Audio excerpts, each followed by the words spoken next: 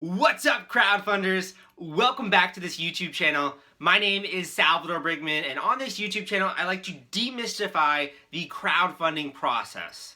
On this particular YouTube channel, I'm going to be looking at 5 campaigns that I interviewed that have raised collectively over $1 million through crowdfunding. These are a few different things that I learned from interviewing these entrepreneurs, takeaways, really important tips, bits of advice, things that you can implement if you're looking to do a crowdfunding campaign. If you would like to check out any of the long form versions of these interviews, I'm going to include a link down below in the description of this YouTube video where you can check out my full podcast interviews where I've really dissected and talked with these entrepreneurs about the process of raising money from the crowd. The first campaign that I want to talk about is the Forever Spinning Top campaign.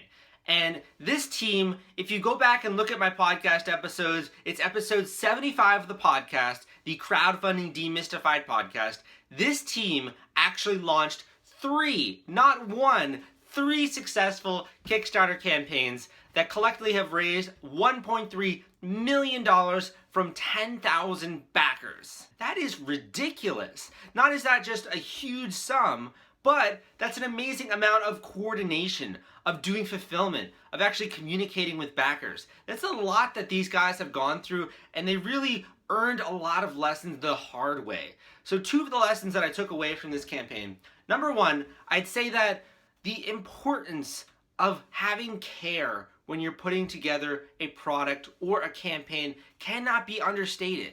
Really, it shows through. It shows through in your values, it shows through in your customer service, and ultimately, it's just that feeling that you then transmit to the backer that they understand that this is someone who cares about what they're doing. This is someone who is passionate about what they're doing. This is someone who is credible, who's not just going to take my money and run. I mean, we've all seen some of the scams on Kickstarter and Indiegogo, and unfortunately, we do have to combat that image. So building trust is one of the hardest things to do online, and these guys did an amazing job by focusing on the values of care, of putting out a product that is amazing, something that they've really been working a long time on, and doing customer service the right way, being responsive, being transparent. This all, I think, in sum, comprised their image on Kickstarter. And actually, this campaign ran into some fulfillment problems. And unfortunately, that does happen on Kickstarter, Indiegogo, and some other crowdfunding platforms. Remember, this is an innovation process. This product is not just made, you're shipping it out. You're making this product, you're figuring out fulfillment, you're figuring out how to best manufacture the product and get it into the hands of your backers. But because they were so transparent, because they really communicated well with their customers, they didn't lose as much face as they could have. They got through this difficult time period, they solved the fulfillment problems, and then everything was on its way. But if they hadn't done that, they could have really faced a lot of angry backers, a lot of backlash, possibly from the media, also just posting on forums. That's something that you want to avoid. So by having good communications with your backers, you can just ensure that you're not going to deal with these angry rants on forums or people writing about you around the world, online. So I think it really pays a lot of dividends to have that kind of transparency. The second thing I want to point out about this campaign, they did something very interesting. So after they had successfully raised funds on Kickstarter, they actually went on Indiegogo. And why would they do that? Why would they go on Indiegogo? They actually did this to continue to maintain the momentum that they had built up. So actually, with this campaign, they had lots and lots of backers who wanted to get in, who were knocking on the door, really trying to back this campaign. But unfortunately, the time ran out. And they couldn't let everyone in. Not everyone had a chance to pledge to their campaign. So rather than lose all of this momentum, they went over to Indiegogo, where they continued to fundraise, they continued to get backers, and that was just a great segue for them to continue to maintain a relationship with their community. The second campaign that I want to talk about on this YouTube video is called the Phyro Kickstarter campaign. And I had these guys on my podcast for a few different reasons, but I think the 2 most important ones were, 1, they put together a really cool campaign for a new technology robotic device that basically teaches kids how to program, how to learn about math and science. It really teaches them the fundamentals of robotics, and it's a toy. It does it in a fun learning type of fashion. But the second reason is they actually raised $80,000 on Kickstarter, which is a tremendous sum. Hats off to these guys, they did a great job. But one of the things that I took away from this interview, something that really surprised me, was these guys did not have a big email list. They did not have one of these massive email lists that has lots and lots of people on it, and they just like blasted their link out about their Kickstarter campaign. These guys had a small email list, but it was targeted. It was extremely relevant. It was people that were really, really interested in what it is that they were doing. And because of that engagement factor, that's really what pushed them over the edge. That's really what made people check out their campaign, take action, and back it. So if you're in the preparation stages of a campaign, you don't necessarily need a super huge email list. You need one that is relevant. Again, this is the Phyro Kickstarter campaign, and they were on episode number 70 of my podcast, the Crowdfunding Demystified podcast. The third campaign that I want to talk about on this YouTube video is for the time tracking app Hours. And actually, this is an extremely different campaign than the other two I mentioned. And there are a few reasons. Number one, this is a web-based product and also an app. This is for software. This is not some kind of hardware project. This is a software crowdfunding campaign. But it also stands out because this campaign was not on Kickstarter. It was not on Indiegogo. It was actually a privately hosted campaign. These guys launched it on their own website, and they did their own marketing to get people interested in their crowdfunding campaign. And guess what? They ended up raising $45,000. Actually, a little bit over $45,000, which is incredible. That's a great, significant sum, particularly for doing and hosting your own crowdfunding campaign. If you want to listen to my conversation with the Hours team and learn exactly how they did this, how they raised over $45,000, you can go to episode number 63 of my podcast and listen to it there. The biggest takeaway that I had from this campaign, from interviewing the team behind Hours, was the importance of segmenting your email list. So rather than just blast the link out or blast the news out for their campaign to their entire email list, what they did was they segmented it. And really, they broke it down by the people who are most fervent in terms of their support. The people who really have their back, who really, really are ardent supporters of their company. And then they segmented it out.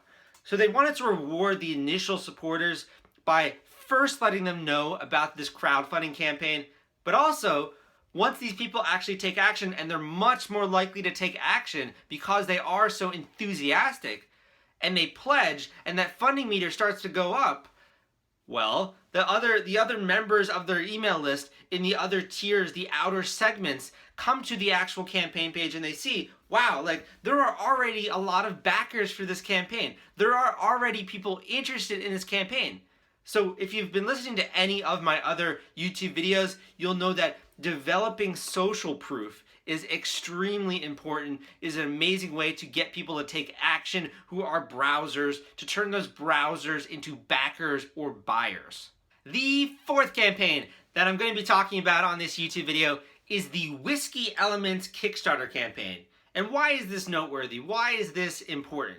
Well, it is a cool product, I'll admit that. They have like a very cool way to customize the flavor of your whiskey within 24 hours. If you're a whiskey drinker, I think it's really cool, something to check out. I myself love Scotch, so I definitely endorse and would check out this campaign. But that being said, they also raised nearly $200,000 off of an $18,000 goal. Man, that is phenomenal success, a huge percentage increase over their goal, but also they learned a lot. In episode 53, They talk about the importance of setting deadlines. And that's what's amazing to me about crowdfunding. You have a very specific deadline of 30 to 60 days where you're going to be raising money. It encourages people to take action because they can only get involved in this opportunity for a limited time. But also, when you're preparing for this actual campaign, you can't put it off for a year. You really need a deadline, and this is what exactly these guys did. They said they were going to get serious about this campaign, they were going to get serious about this product for a specific amount of time. If after this week or this month you haven't made any meaningful progress or you haven't seen any real results, then you can say, hey, maybe this idea isn't worth trying out, maybe it isn't worth investing in. But if after that month-long commitment you do see progress, you do see results, you do get excited about what you're doing, then it makes sense to continue. At the end of the day, a crowdfunding campaign forces you to prepare because you have other people that are depending on you. You have people that expect you to launch something. Specifically, if you announce it to your friends, your family, these are people that are expecting a campaign out of you. So you really have to get your stuff together. You have to prepare. You have to put a deadline there, and then you have to launch. But another thing I learned from this campaign, and this is a really cool fact, is when you put yourself out there, even me now just doing a YouTube video or blogging or podcasting, when you put something public online, it allows other people to discover whatever it is you created or whatever message it is that you're trying to share with the world. And they were actually discovered on Kickstarter by Bacardi. If you're not a drinking person, Bacardi is a very famous brand, and now they're working with Bacardi on some new products and new solutions. So it just goes to show you, there is a lot of value in doing a crowdfunding campaign from a marketing perspective and really putting yourself out there and connecting with new business connections. Fifth and final campaign that I'll be talking about on this YouTube video is a bit of an anomaly.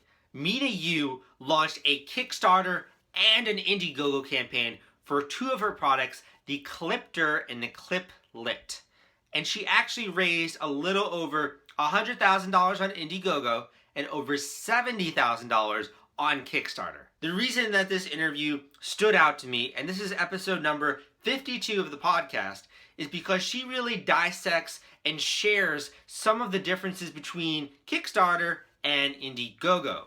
And for many of you out there, you might be wondering, should I launch on Kickstarter or Indiegogo? What are the differences? What are the benefits? What are the cons? She goes into all of that. And even though this is really interesting information, I actually had her on for another reason. She is a female entrepreneur and a mother of two. Being a mother, wow, that is a lot of work. And she still managed to run a successful crowdfunding campaign, not one, but two. She is an amazing example of a female entrepreneur who is doing it all, who has family life, who has a great business now, who was able to schedule the time to launch a successful crowdfunding campaign. I really admire her, and this is a must listen to episode if you want to know about some of the differences between Kickstarter and Indiegogo. Again, this is episode number 52 of the podcast. But if you don't have time to listen to that podcast episode, I want you to get something out of this YouTube video. I want to give you one tidbit that I learned from my interview with Mina, and that is